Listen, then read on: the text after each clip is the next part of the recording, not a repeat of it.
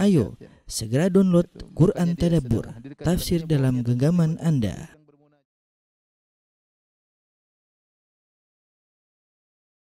Bismillahirrahmanirrahim. Assalamualaikum warahmatullahi wabarakatuh. Alhamdulillahi ala ihsani wa syukru lahu ala taufiqihi wa amtinani. Wa asyhadu an la ilaha illallah wahdahu la syarika lahu ta'ziman li sya'nih. Wa asyhadu anna Muhammadan abduhu wa rasuluhu da'ila ridwani. Allahumma salli alaihi wa ala alihi wa ashabihi wa ikhwani. Para ikhwan dan akhwat, para dokter yang dirahmati oleh Allah Subhanahu wa taala. Pada kesempatan kali ini kita sama-sama membahas dua penyakit yang berbahaya yang justru menyerang orang-orang yang salihin, yang memiliki amal ibadah dan ketaatan-ketaatan ya. Tentunya riya dan ujub, kita tidak berbicara kepada orang-orang pelaku kemaksiatan yang suka mabuk, yang suka zina, yang suka bermaksiat. Apa yang mau mereka ujubkan, apa yang mau mereka riakan. Justru penyakit ini, penyakit ujub dan riya ini justru penyakit yang rawan atau rentan mengenai orang-orang yang sibuk beribadah kepada Allah Subhanahu wa taala. Baik orang yang rajin salat atau haji atau umrah ya, atau kemudian yang berdakwah di jalan Allah Subhanahu wa taala. Mereka-mereka inilah yang rentan untuk terkena penyakit ujub dan riya. Oleh karenanya perlu bagi kita untuk saling mengingatkan karena bahayanya penyakit ini, di mana Nabi SAW pernah melewati para sahabat, sementara para sahabat sedang berbicara tentang Dajjal. Maka Nabi SAW mengabarkan kepada mereka, ala ukhbirukum ya bima huwa asyaddu alayya min fitnatil masihid dajjal. Wahai para sahabatku, aku kabarkan kepada kalian tentang fitnah yang lebih aku takutkan daripada fitnah Dajjal. Qalu bala ya Rasulullah. Kata para sahabat, tentu ya Rasulullah. Kemudian kata Rasulullah SAW, asyirkul khafi, yaitu syirik yang samar. Yaqumur rajulu fayusalli fayuzayyina salatahu lima yara min nadhar rajul ilaihi. Yaitu seorang yang dia berdiri, kemudian dia salat, kemudian dia bagus-baguskan salatnya karena dia tahu ada orang yang sedang melihat dia ya.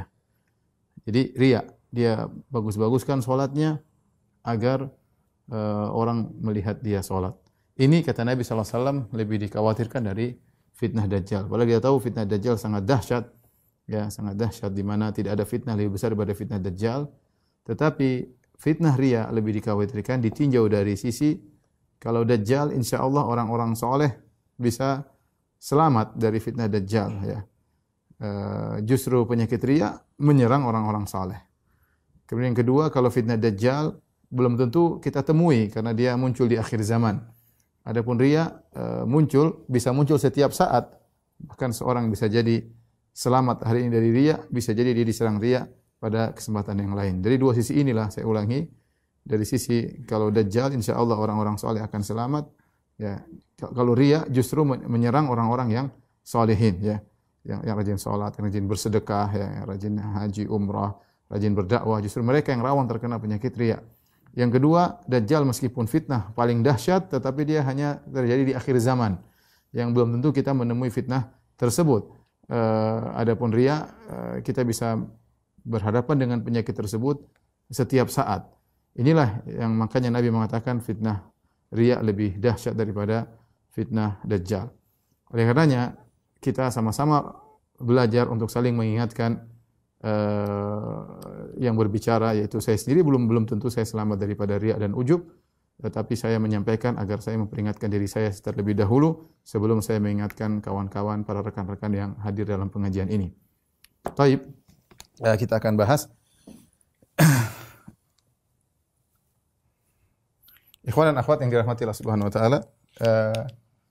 Kita sudah sama-sama tahu bahwasanya ibadah ya sehebat apapun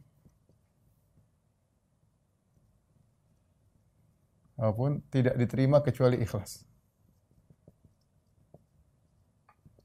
Kecuali yang ikhlas. Ya. Kalau tidak ikhlas maka tidak akan diterima. Wa ma umiru illa liya'budullaha mukhlishina lahuddin, kata Allah tidaklah mereka diperintahkan kecuali mengikhlaskan agama mereka kepada Allah Subhanahu wa taala. Dan Nabi bersabda, "Innamal a'malu binniyat." Amalan tergantung niatnya, ya. Kemudian juga kata Nabi sallallahu alaihi wasallam dalam hadis qudsi, Allah berfirman, ana agna syuraka ani syirk. Man amila amalan asyraka fihi ma'iyya ghairi taraktuhu wa syirkahu." Aku adalah zat yang paling tidak butuh dengan syarikat. Barang siapa mengamalkan satu amalan kemudian dia berbuat kesyirikan, dia mengambil dia riya, maka aku akan tinggalkan dia dan amalannya tersebut. Jadi seorang melakukan amalan sehebat apapun, mau bangun masjid misalnya 20 miliar, 50 miliar, mau berdakwah dengan follower sampai jutaan followers misalnya, atau mungkin dia haji setiap tahun dia haji, mungkin setiap bulan umrah, ya. Mau berbakti kepada orang tuanya, ya. Mau apapun amal yang sehebat apapun. Tapi kalau dia riya, ya, tidak ikhlas, maka tidak diterima oleh Allah Subhanahu wa taala. Oleh karenanya kita akan bahas apa itu definisi ikhlas. Ikhlas itu apa, ya? Ya. Definisi ikhlas. Ikhlas secara bahasa, ya, lughatan, secara bahasa diambil dari khulusa, ya, khulusa artinya murni. Murni, ya. Kemudian dia kemasukan huruf hamzah menjadi akhlasa, artinya memurnikan.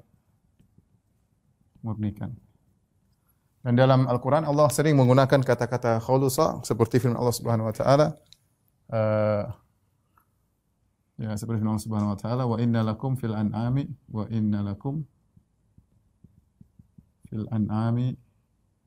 la ibrah, ya, nusqikum mimma fi butunihi min baini farsin wadamin labanan khalisan lisyaribin, khalisan sa'igan lisyaribin.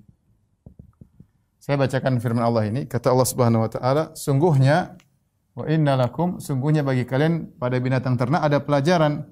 Nuskhikum mimma fi butinihi, kami memberi kalian minum yang kami keluarkan dari perut hewan ternak tersebut, labanan khalisan, susu yang murni. Susu yang murni, khalis, murni. Ya, yang sifat susu tersebut adalah min baini farsin wa damin, antara farth yaitu kotoran, dam darah. Kotoran darah. Ya, sa'iqun lisyaribin, yang mudah diminum oleh orang-orang yang meminumnya. Jadi Allah menggambarkan tentang susu yang murni adalah susu yang tidak terkontaminasi dengan kotoran maupun darah. Allah keluarkan di antara darah dan kotoran. Jadi kalau susu murni tidak boleh terkotori dengan satu titik kotoran pun dan tidak boleh ternoda dengan satu darah pun. Inilah gambaran daripada ikhlas, ya. Dalam ayat yang juga Allah sebutkan tentang makna ikhlas seperti wa imra'atan mu'minatan in wahabat nafsaha lin nabi in arada an-nabi an yankihaha khalisatan laka min dunil mu'minin, ya. Seperti firman Allah juga, kalau ada seorang wanita ingin menghadiahkan dirinya kepada Nabi, kalau Nabi ingin menikahinya, maka boleh, ya, maka boleh Nabi menikahinya, ya. Tapi kata Allah, khalisatan laka min dunil mu'minin, ini hanya murni untuk Nabi, tidak untuk kaum mukminin yang lainnya. Tapi kita bahas ini aja, ini sudah cukup satu ayat. Saya ingin menyampaikan bahwasanya khulusa artinya murni, ya. Murni. Dari sini kita ada gambaran bahwasanya ketika kita bilang ikhlas, berarti kita memurnikan ketaatan, tujuannya hanya untuk Allah Subhanahu wa taala. Di sini kita paham secara istilah, ya. Apa itu ikhlas? Ikhlas adalah memurnikan tujuan ibadah hanya untuk Allah Subhanahu wa taala. Ya, inilah ikhlas. Inilah ikhlas. Kapan keikhlasan ini terkontaminasi dengan kotoran-kotoran penyakit, maka dia tidak jadi ikhlas lagi. Dia tidak jadi ikhlas lagi, ya. Nah, kotoran ikhlas yang merusak keikhlasan, kotoran yang merusak keikhlasan, Di antaranya ada dua yang sedang akan kita bahas, yaitu riya dan ujub. Riya dan ujub. Inilah dua kotoran yang kalau masuk dalam niat seseorang maka merusak keikhlasan. Merusak keikhlasan yang menjadikan amalan tersebut tidak diterima oleh Allah Subhanahu wa taala. Karena Allah mensyaratkan kalau mau diterima amalannya harus murni karena Allah Subhanahu wa taala. Tidak mau ternoda meskipun sedikit pun. Ada orang ikhlas, Ustaz saya beribadah kepada Allah 90% untuk Allah, 10% untuk dipuji, tidak diterima. Tidak diterima. Karena Allah mau murni. Karena kalimat ikhlas artinya murni. Ustaz saya beribadah kepada Allah 95% untuk Allah, tapi 5%-nya supaya saya dihormati. Sama, tidak diterima oleh Allah Subhanahu wa taala. Tidak diterima oleh Allah Subhanahu wa taala. Karena Allah hanya menerima ibadah yang ikhlas, ya, yang bersih dari riya maupun ujub. Ya, dari sini kita tahu urgensinya kita belajar tentang bahaya riya dan bahaya ujub, tidak lain adalah agar kita bisa menjaga keikhlasan kita ketika kita beramal kepada Allah Subhanahu wa taala. Kapan keikhlasan kita ternoda dengan riya ataupun ujub, maka tidak diterima. Syaitan tidak peduli Anda beramal soleh sebesar apapun. Berapa besar pun Anda sedekahkan, kita tidak peduli. Yang penting Anda riya, selesai. Yang penting Anda ujub, selesai. Tidak diterima oleh Allah Subhanahu wa taala. Maka ini buat kita semakin harus waspada, ya. Baik. Sebelum saya masuk dalam riya dan ujub, ya, mungkin kita perlu memotivasi kawan-kawan tentang faedah-faedah keikhlasan, ya. Ya, banyak faedah keikhlasan, tapi saya akan menyinggung sebagian saja. Bahwasanya di antara keutamaan ikhlas, ya, bahwasanya amal yang ringan, ya, bisa jadi berat. Jadi berat di sisi Allah. Kata Ibnu Mubarak rahimahullahu taala, rubba amalin saghir tu'azzimuhu niyyat. Niyyah. Betapa banyak, kata Ibnu Mubarak, betapa banyak amalan kecil jadi besar karena niat. Banyak amalan kecil, amal kecil dibesarkan oleh niat.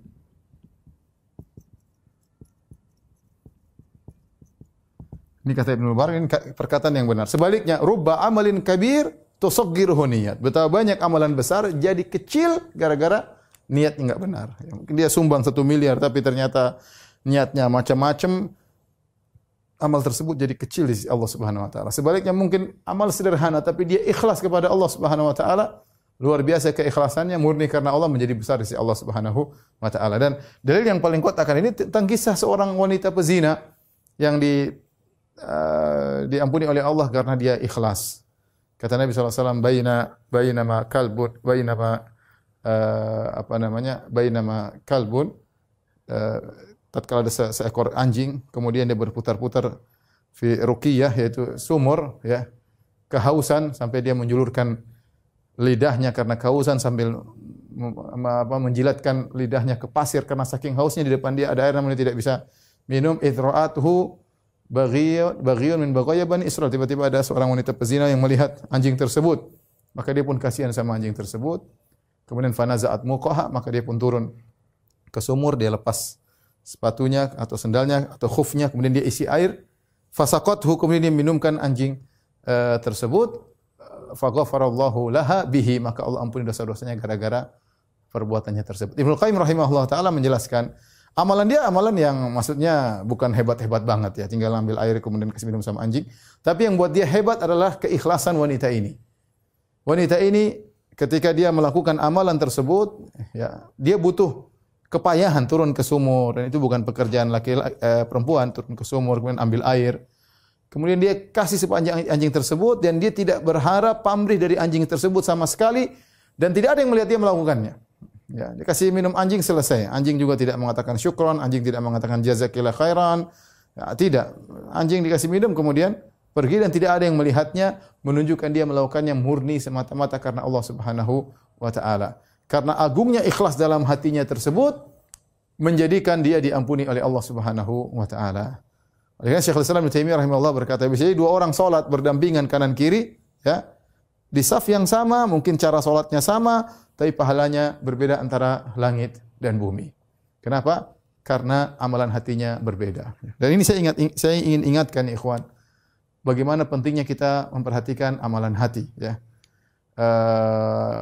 Karena banyak orang hanya memperhatikan amalan zahir, memperhatikan perkataannya, memperhatikan penampilannya, memperhatikan amal zahirnya, itu bagus. Tapi jangan lupa yang paling penting adalah amalan hati. Makanya salah seorang salaf mengatakan, "Ma faqa Abu Bakrin ashaban Nabi sallallahu alaihi wasallam bi kathrati salatin wala siyamin wala sadaqah, walakin bima waqara fi qalbihi." Ya.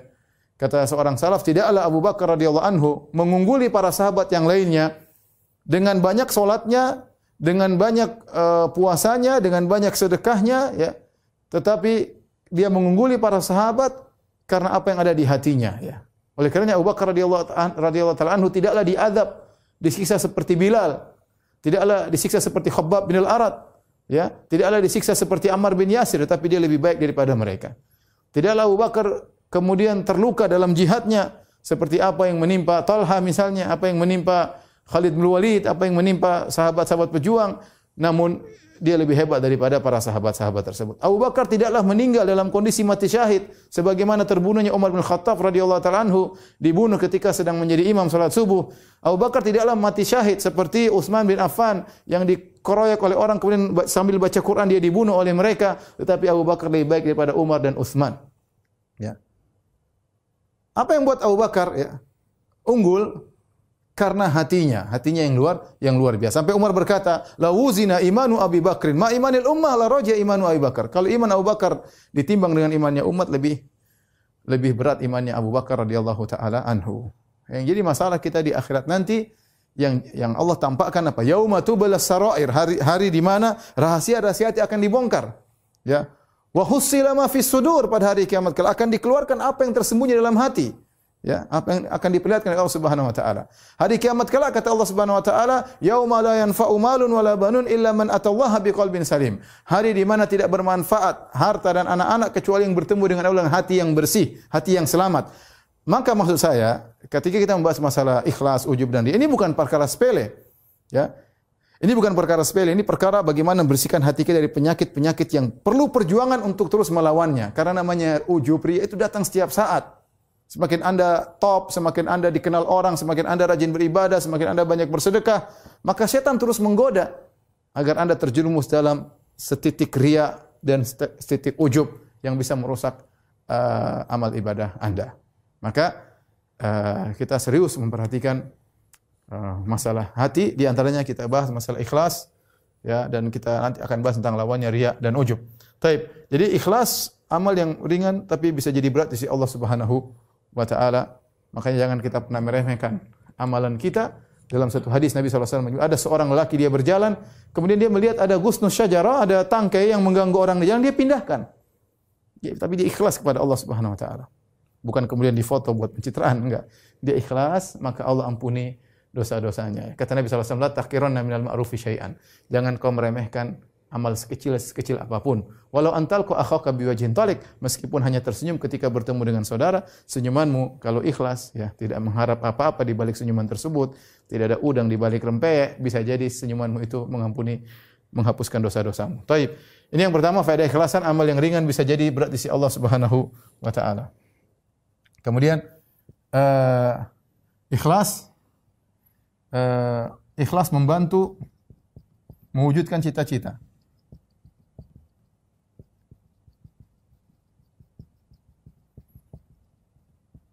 Dalam satu hadis ada seorang Arab Badui datang menemui Nabi SAW, kemudian dia membaiat Nabi untuk berjihad di jalan Allah Subhanahu wa taala. Kemudian dia ikut perang. Setelah dia ikut perang, kemudian Nabi mendapatkan ghanimah. Nabi panggil, "Mana si fulan? Ini ghanimah buat kamu." Kata dia, "Ya Rasulullah, aku datang ikut perang bersamamu bukan untuk ini ya Rasulullah. Tapi aku berperang tulus.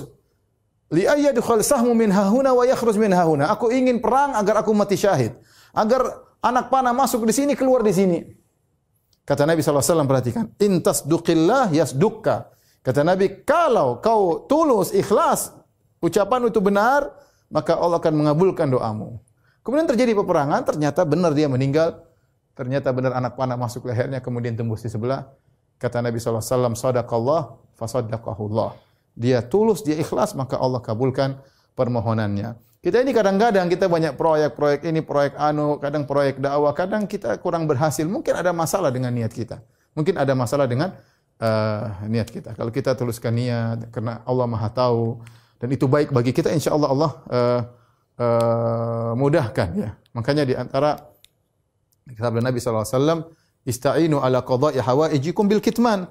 Ya, carilah bantuan agar kalian bisa berhasil dalam mewujudkan tujuan kalian dengan menyembunyikan. Fa inna dha ni'matin mahsud, ya. Fa inna kulla dhi ni'matin mahsud, karena orang yang punya suatu kelebihan akan dihasati oleh orang yang lain. Di antaranya kalau kita sembunyikan, kita lebih ikhlas ya, kita lebih ikhlas.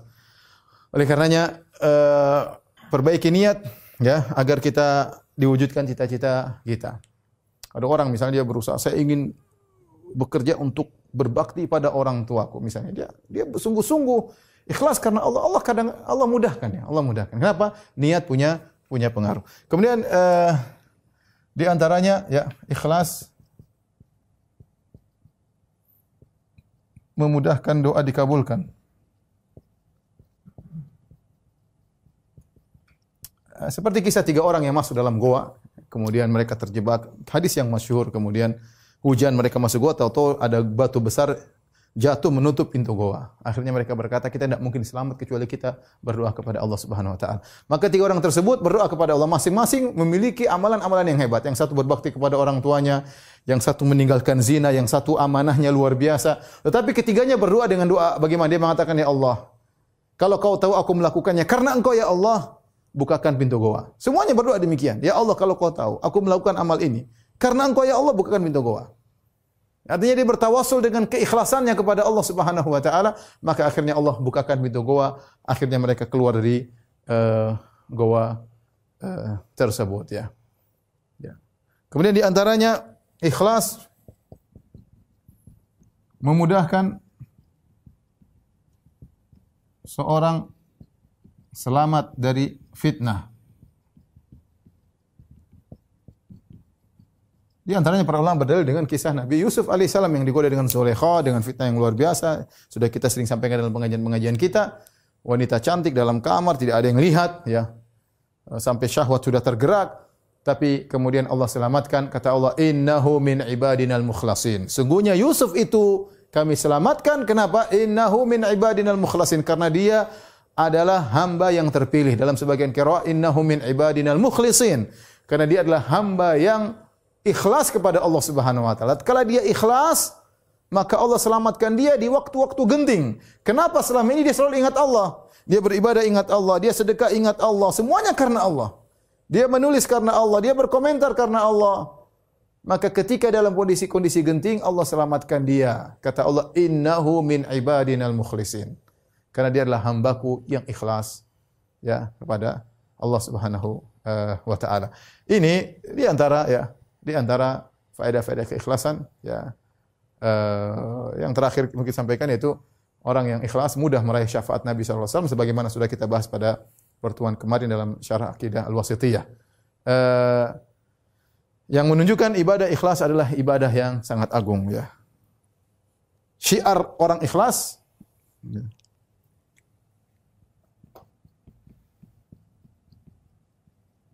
ini berat, tapi inilah syiar mereka. Apa yang Allah sebut dalam Al-Quran? Innama nut'imukum liwajhillah. La nuridu minkum jazaan wala syukura. Ingat-ingat ini ya. Allah berfirman tentang orang-orang ikhlas. Allah abadikan perkataan mereka dalam Al-Quran. Innama nut'imukum liwajhillah. Sungguhnya kami diberi makan kepada kalian liwajhillah, karena Allah. La nuridu minkum jazaan wala syukura. Kami tidak minta dari kalian balasan. Dan kami tidak minta dari kalian terima kasih, enggak. Kalian harus berterima kasih karena Allah perintahkan, tapi kami tidak berharap. Ini jadikan syiar ini dalam kehidupan kita agar kita benar-benar beribadah dengan tulus. Anda berbuat baik kepada orang tua, Anda berbuat baik kepada kerabat, Anda berbuat baik kepada kawan, Anda berbuat baik kepada tetangga, ya. Insya Allah mereka orang-orang baik, mereka tahu berterima kasih. Tapi jangan berharap seandainya mereka tidak berterima kasih, sabar. Bisa jadi seorang berbuat baik kepada kerabatnya, dia malah dituduh macam-macam. Saya pernah punya teman cerita, Ustaz saya gimana berbuat baik sama kakak saya atau adik saya. Dia cerita, saya umur dia cerita. Kalau saya berbuat baik sama mereka, mereka bilang saya sombong. Sombong ngasih-ngasih hadiah. Kalau saya tidak berbuat baik, dia bilang pelit. Saya bilang ini ujian. Ya, ente berbuat baik, ente tidak dihargai. Mungkin Allah ingin pahala Anda sempurna. Karena Anda supaya belajar tidak berharap dari pujian, terima kasih dari orang lain. Sehingga seorang tatkala dia berbuat kebaikan, yang dia bermuamalah bukan dengan orang tersebut tapi dengan Allah. Ya Allah, saya sudah kasih ya kepada tetanggaku, kepada kawanku, semuanya saya serahkan kepada Engkau. Dia mau berterima kasih enggak berterima kasih, urusan dia dengan Allah Subhanahu wa taala. Ya. Maka ini syiarnya orang-orang yang ikhlas. Innama nut'imukum liwajhillah la nuridu minkum jazaa'an wala syukura. Kami memberi makan kepada kalian karena Allah, kami tidak butuh jazaan, balas budi dari kalian, dan kami tidak butuh syukuran, terima kasih dari kalian, ya. Baik. Sekarang kita bahas tentang perusak ikhlas.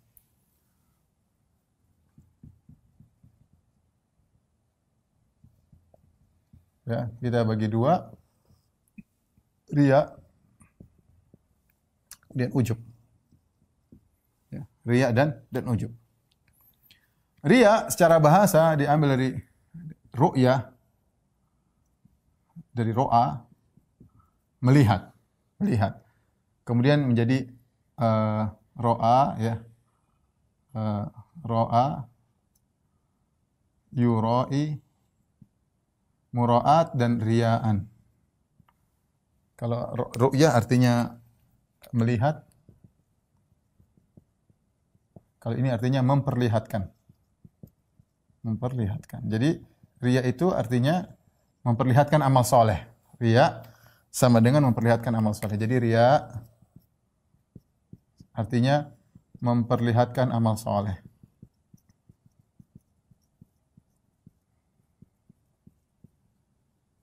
Baik, temannya riya namanya sum'ah. Sum'ah memperdengarkan. Memperdengarkan amal soleh. Sama, hukumnya sama antara riya dengan sum'ah. Antara riya dengan sum'ah. Jadi seorang beramal soleh untuk pencitraan, agar dia diakui, agar dia dihormati, itu namanya riya, ya. Riya. Baik. Ikhwan dan akhwat yang dirahmati oleh Subhanahu wa taala, ya. Kenapa orang sulit terhindar dari riya, atau kenapa orang suka dengan riya? Karena riya itu mendatangkan kelezatan, ya. Bayangkan kalau dihormati orang, kemudian disanjung-sanjung orang, diketahui orang. Kan, makanya kenapa kita ingin cerita amal soleh kita, agar orang tahu kita ini orang hebat, agar dia hormat sama kita, agar dia mengagumi kita, agar dia pandang kita, ya.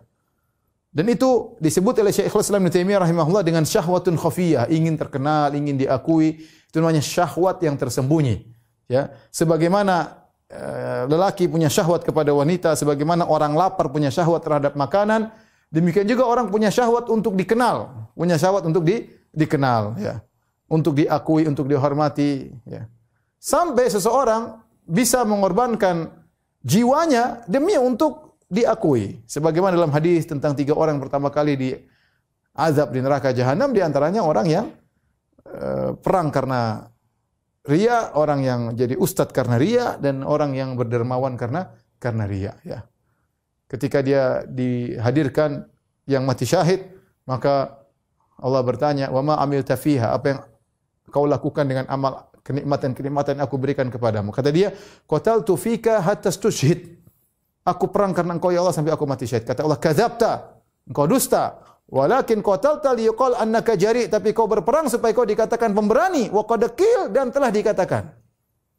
Maksudnya saya sampai menakjubkan hadis ini. Bagaimana seorang rela mati, yang penting dia terkenal, yang penting dia dihormati oleh orang. Makanya ketika ada seorang sahabat bertanya, "Rasulullah, rajulun qatala syaja'atan." Ada seorang berperang karena keberaniannya. Rajulun qatala ghadbanan, ada seorang berperang karena ngamuk ya Rasulullah, marah-marah. Rajulun qatala hamiyatan, seorang berperang karena ingin membela sukunya. Rajulun qatala liyuzkar, ada seorang berperang supaya dikenang. Rajulun qatala liyura makanahu, ada seorang berperang supaya orang tahu kedudukan dia. Ini kebiasaan orang jahiliyah dahulu, kalau mereka berperang mereka pakai sorban khusus, warna khusus, atau pakai benda khusus supaya orang lihat, oh si fulan, supaya kelihatan jagoannya ketika dia bertempur. Jadi ada orang berperang liyuzkar supaya dikenang. Ada orang berperang liyura makanahu, agar diketahui. Ayu zalika fi sabilillah. Siapa di antara mereka yang berperang di jalan Allah? Kata Nabi, man qatala litakuna kalimatullahi al-ulya fahuwa fi sabilillah. Siapa yang berperang agar meninggikan kalimat Allah, itulah yang fi sabilillah. Adapun untuk ini, untuk itu, untuk ini semuanya bukan fi sabilillah. Dalam sebagian riwayat diriwayatkan Nabi bersabda rubba qatilin baina saffain Allahu a'lamu bi niyatihi. Betapa banyak orang yang tewas di medan pertempuran, Allah lebih tahu tentang niatnya. Allah lebih tahu tentang niatnya. Saya ingin menggambarkan kenapa riya ini apa namanya? Syahwat orang untuk riya ya. Syahwat khafiyah. Tentang riya ini syahwat tersembunyi. Dia merasa puas kalau terkenal, kemudian orang kagum, orang rebut-rebutan cium tangannya, dia bahagia banget. Makanya dikatakan ini syahwat tersembunyi. Inilah yang buat orang terjebak dengan riya karena tadi. Makanya dia share amal soleh dia cerita sana sini, dia perlihatkan, dia foto, dia videokan, dia berbuat baik sama orang, dia cerita sana sini, ya supaya orang akui dirinya dan ternyata dia terjebak dengan syahwat tersembunyi. Waliyadzubillah ya. Nah kalau orang melakukan riya maka amal solehnya gugur sebesar apapun amal soleh tersebut. Baik, terus bagaimana cara kita melawan riya? Baik, kita bahas cara melawan riya. Cara melawan riya. Untuk melawan riya ada beberapa perenungan. Perenungan. Yang pertama, renungkan nasib orang yang riya di dunia. Nasib orang yang riya di dunia. Yang kedua, renungkan nasibnya di akhirat.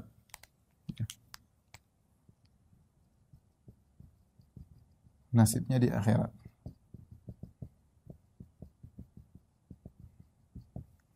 Kemudian yang ketiga, renungkan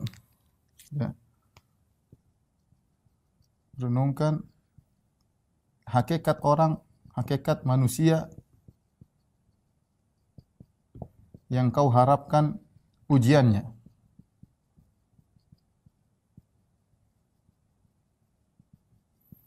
Kemudian renungkan tentang hakikat dirimu. Renungkan tentang hakikat dirimu. Renungkan dirimu.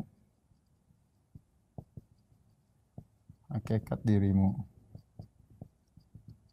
Saya mengajak kita sama-sama merenungkan tentang 4 perkara ini agar kita bisa terhindar dari riya. Jadi cara pertama melawan riya adalah melakukan perenungan.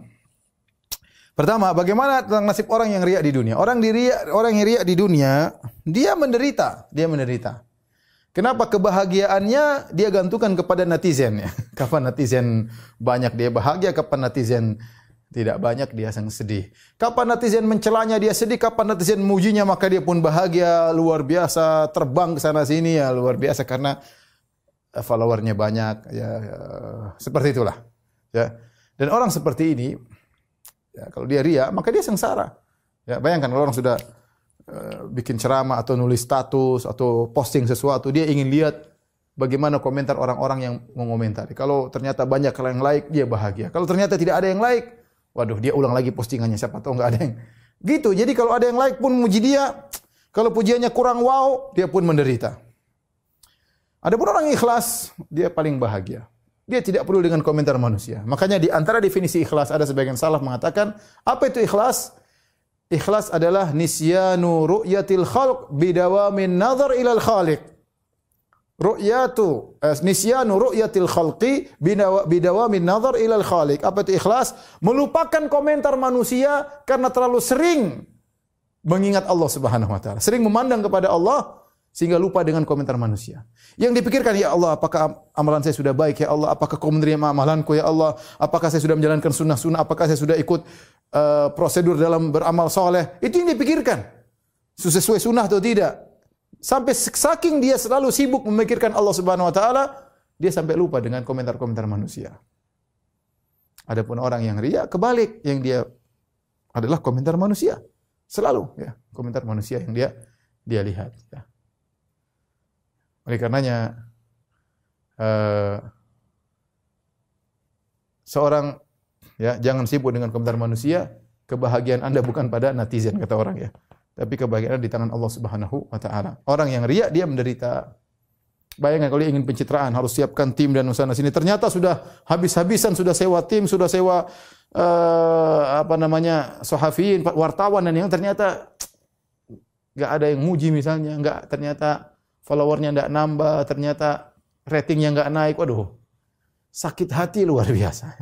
Tapi kalau saya melakukan karena Allah Subhanahu wa taala, enggak urusan. Yang penting saya lakukan yang terbaik, yang penting saya berkhidmah kepada bangsa dan negara, yang penting saya saya karena Allah. Apapun komentar orang, ya, kalaupun saya lihat komentar orang bukan karena saya ingin cari pujian, tapi ingin menilai apakah pekerjaan saya sudah tepat, bermanfaat bagi mereka atau tidak. Bukan untuk cari pujian. Ya. Intinya orang yang riya sengsara di dunia. Bagaimana nasib mereka di akhirat? Lebih mengerikan lagi di akhirat.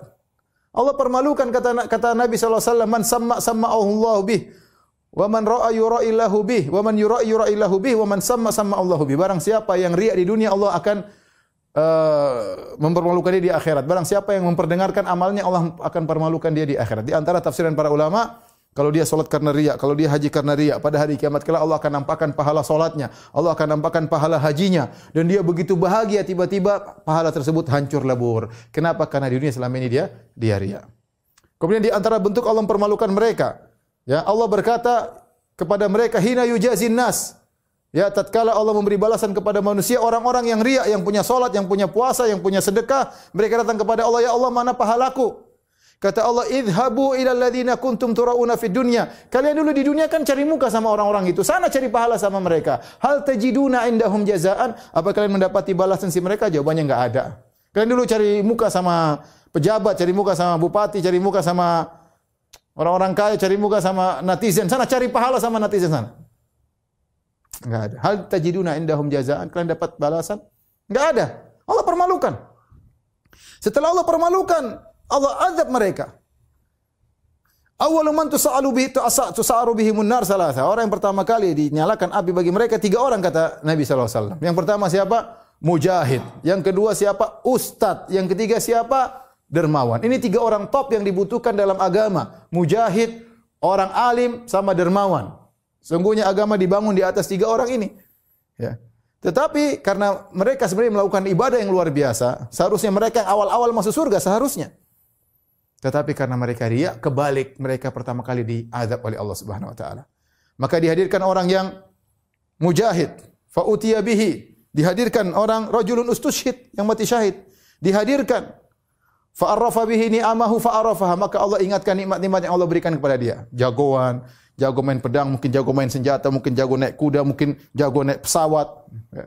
Allah bertanya, "Wa ma amilta fi?" Apa yang kau lakukan dengan nikmat-nikmat tersebut? Kata dia, qataltu fika tastushhid. Aku berperang supaya aku mati syahid. Kata Allah, kadzabta, kau dusta, walakin yuqal annaka jari. Tapi kau berperang supaya kau dikatakan jagoan. Wa qad qil, tujuanmu untuk dikatakan jagoan, pendekar, pahlawan dikabulkan. Orang-orang kenal engkau. Tapi apa? Tsumma umira bihi fasuhiba ala fihi hatta ulqiya fin nar. Diperintahkan lemparkan dalam neraka jahanam. Yang kedua, rajulun ta'allamal ilma wa 'allamahu wa qara'al Qur'an. Yang kedua ustaz, belajar ilmu agama, mengajarkannya. Pandai baca Quran. Fa utiya bihi, dihadirkan di hadapan Allah, fa arrafahu ni'ama, Allah ingatkan nikmat yang Allah berikan kepada dia. Kecerdasan, kuatnya hafalan, pandai berorasi, mungkin penampilan oke, mungkin macam-macam lah. Ya. Namanya ustaz mungkin macam-macam diberikan kelebihan oleh Allah Subhanahu wa taala. Mungkin qari, suaranya indah, tajwidnya mantap, mungkin bisa niru suara-suara imam macam-macam. Allah tanya, Apa yang kau lakukan? Kata dia, qara'tu fikal Qur'an wa 'allamtu. Ya Allah, aku membaca Al-Quran karena engkau dan aku ngajari Al-Quran karena engkau. Kata Allah, kadzabta, kau dusta. Walakin liyuqal annaka qari', tapi kau mengajarkan itu semua supaya kau dikatakan ahli baca Quran. Wa qad qil, dan telah dikabulkan keinginanmu untuk dapat duniawi, Allah berikan. Maka saya ingatkan kepada ikhwan-ikhwan, kepada para dai, jumlah follower yang banyak, orang kagum dengan Anda bukan berarti Anda benar, belum tentu. Lihat kata Nabi SAW, Allah berkata, wa qad qil, telah dikatakan kau benar-benar orang alim. Orang kenal engkau orang alim, semua puji ilmumu, semua puji suara indahmu. Tapi itu menjamin kau kemudian pasti mau surga? Enggak. Banyaknya pengikut tidak ada jaminan. Tidak ada jaminan. Banyaknya orang muji tidak ada jaminan. Waqadakil, keinginanmu agar terpuji, agar diakui, Allah kabulkan.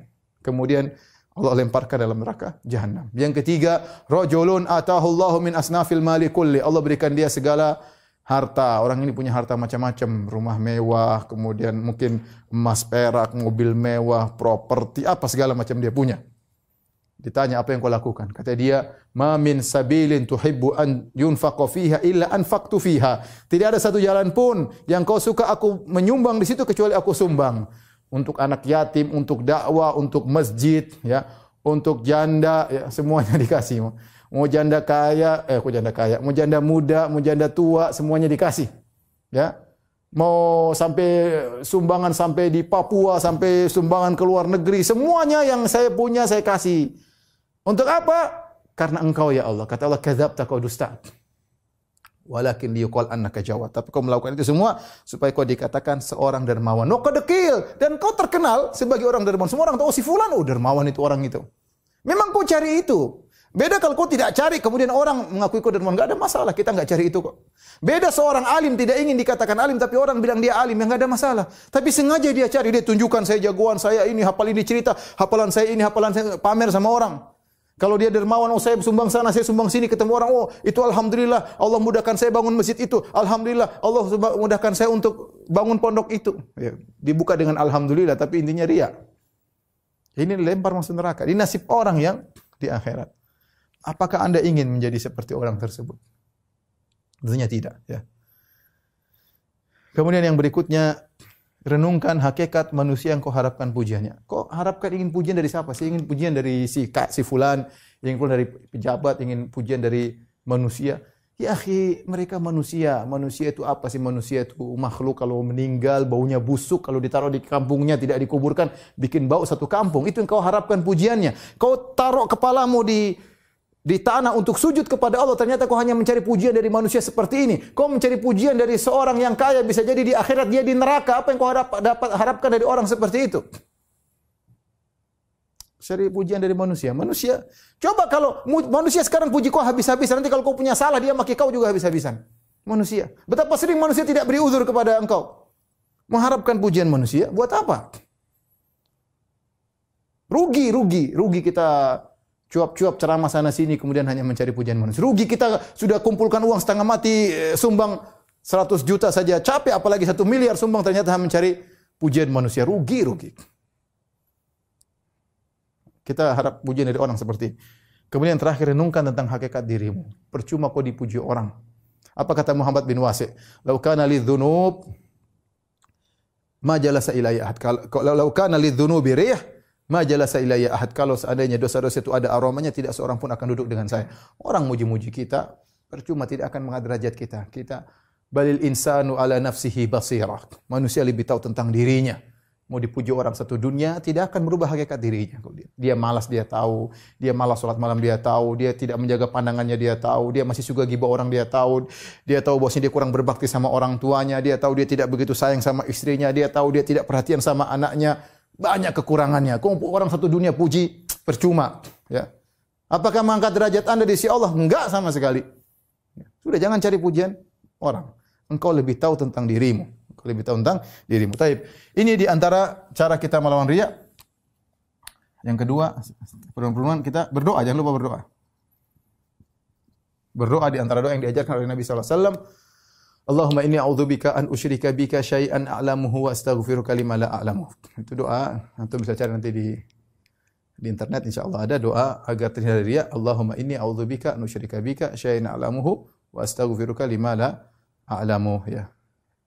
Jadi berdoa agar kita dihindarkan dari riya. Ya Allah, aku berlindung kepada Engkau dari kesyirikan yang aku sadari dan dari kesyirikan yang aku tidak sadari. Ya akhi, kita kalau riya, saya rasa kita ngerti kita sedang riya. Kalau kita mau benar-benar memeriksa, tatkala kita beramal ingin dipuji, kita tahu ada sinyal kasih tahu kau sedang riya, tapi kita nekat aja terus. Kenapa? Ada syahwat ingin kita lampiaskan, syahwat dikenal, syahwat dihormati, syahwat disanjung, ya. Syahwat ingin diketahui siapa saya, ya. Akhirnya kita labrak itu sinyal yang ada dalam hati kita. Padahal betapa sering kita sadar kita sedang riya, ya. Terkadang kita terjerumus dalam riya, kita tidak sadar, maka semoga Allah mengampuni dosa-dosa kita. Ya, riya yang kita sadari maupun yang tidak kita sadari. Kemudian di antaranya, ya, ketika dipuji juga berdoa.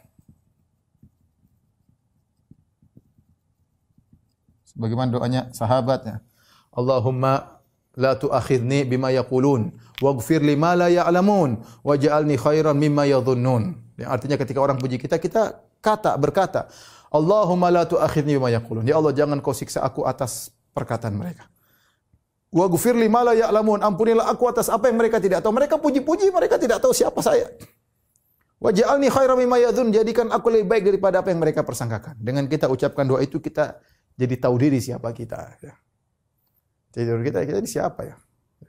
Kita bersyukur alhamdulillah Allah memberi kita kesempatan untuk bisa punya sumbangsi untuk Islam, kita punya waktu untuk Islam, untuk kita sendiri sebenarnya, ya. Maka kita bersyukur bukan untuk kita riya, ya. Kemudian di antara caranya adalah berusaha menyembunyikan amalan. Latih diri kita menyembunyikan amalan, ya. Latih. Apapun kita lakukan, enggak usah cerita sama orang. Diam, ya. Mungkin setan gatal menggilitiki, cerita, enggak usah cerita. Sudah. Enggak usah, oh, saya pernah begini, enggak usah lah. Itu penyakit. Ya, mungkin kita cerita, Ustaz saya cerita untuk memotivasi. Oke, lama-lama jadi riya. Oh, bukannya saya sombong. Oh, bukannya saya ini. Akhirnya jadi riya, kita enggak sadar. Kita nih hati lemah. Kalau tahu hati kita lemah, jangan dibuka celahnya untuk setan agar menggoda hati kita. Di antara celah kita cerita itu membuat hati kita lemah, diserang oleh setan. Akhirnya kita riya. Latih diri kita sembunyikan amal soleh kita. Biar orang mau tidak tahu kita sudah alhamdulillah. Orang tidak tahu kita alhamdulillah. Ya udah, yang tahu cuma Allah. Latih diri kita. Kata Nabi SAW, man istata'a minkum an yakuna lahu khabi'atun min amalan salih falyaf'al. Barang siapa dari kalian mampu punya amal soleh tersembunyi, maka lakukanlah. Tapi kita selesai dari riya. Sekarang kita bahas mengenai ujub. Ujub, ya. Jadi kalau riya itu mensekutukan Allah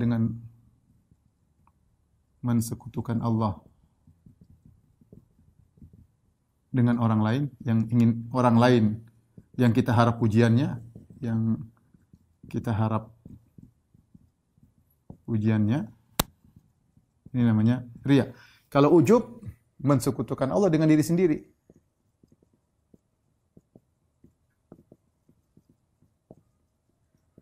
Dengan diri sendiri. Maksudnya bagaimana? Maksudnya kita merasa keberhasilan kita itu karena andil diri kita. Kita punya andil dalam keberhasilan kita. Itu namanya ujub. Seharusnya seorang kalau berhasil, dia tahu semuanya karena Allah.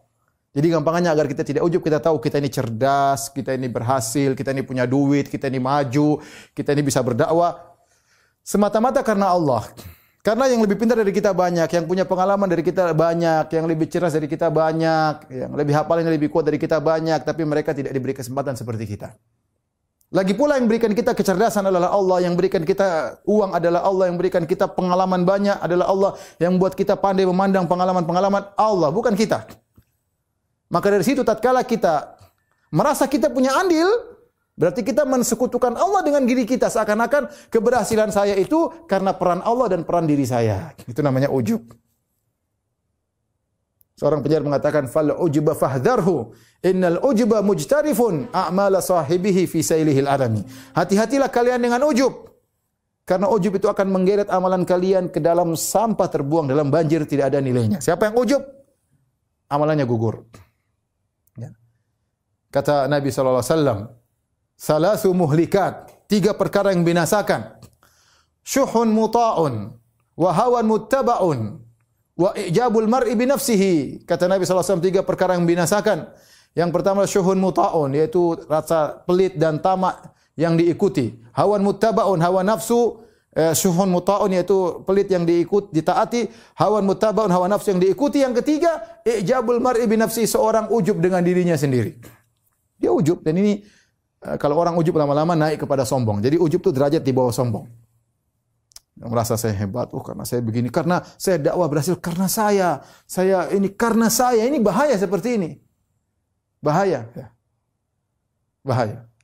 Oleh karenanya Nabi SAW mengatakan, "Laulam takunu tuznibun la khasyitu alaikum ma huwa ashaddu min dzalik al-ujub al-ujub."